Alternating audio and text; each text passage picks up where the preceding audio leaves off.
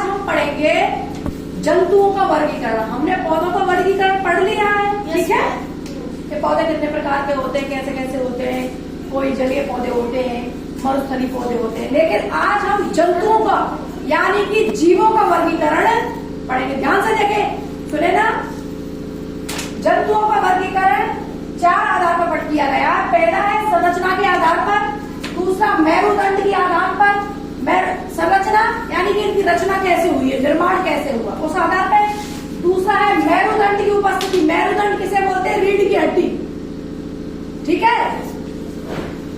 रीढ़ की हड्डी पर अकशेरुकु और कशेरुकु, ठीक है, और जिनके रीढ़ की हड्डी होती है और नहीं होती है।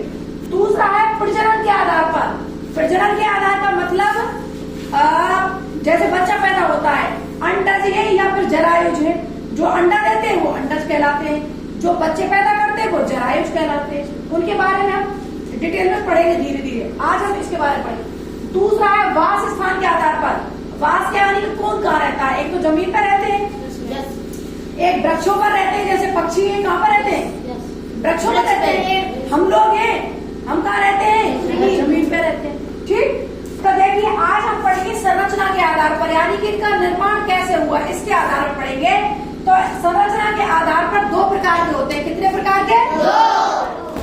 तो 2 प्रकार के, एक कोशिका के आधार पर होते हैं और दूसरा होता है बहुकोशिका। तो देखिए एक कोशिका का मतलब जिसमें एक कोशिका होती है, ठीक। अब जिन जंतुओं का शरीर एक कोशिका से बना होता है उन्हें एक कोशिकीय जंतु कहा जाता है।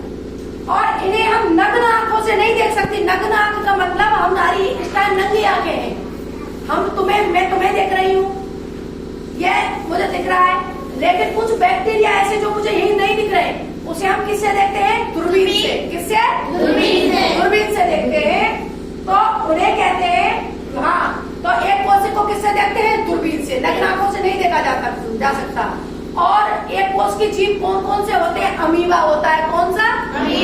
अमीबा एक कोशिका का बना होता है, ऐसे एक डिजाइन होती है, ऐसे बनी हुई होती है, ठीक। एक कोशिका होता है और बता देती हूँ, हाँ, और दूसरा होता है पैरामीशियम। क्या?